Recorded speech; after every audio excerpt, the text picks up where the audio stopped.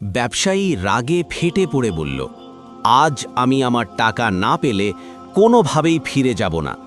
গরিব লোকটি অসহায়ভাবে বলল, আমার কাছে এখন শুধু এই কুকুরটাই আছে, আপনি এটাকেই নিয়ে যান। যখন ঋণ শোধ হয়ে যাবে তখন ফিরিয়ে দেবেন।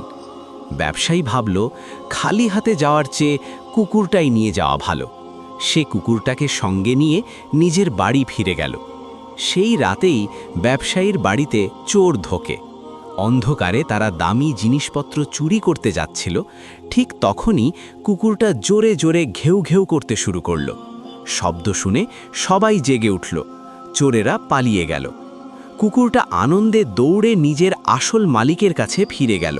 কিন্তু মালিক কুকুরটাকে দেখেই রেগে গিয়ে বলল, আমি তো বলেছিলাম যতক্ষণ ঋণ শোধ না হবে ততক্ষণ ফিরে আসবে না। তুমি কেন ফিরে এলে?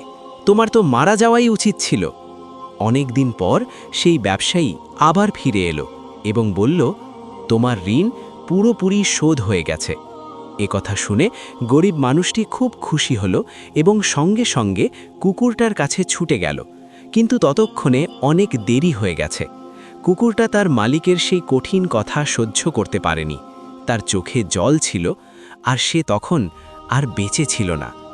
ভিডিওটা লাইক কমেন্ট করে পাশে থাকুন।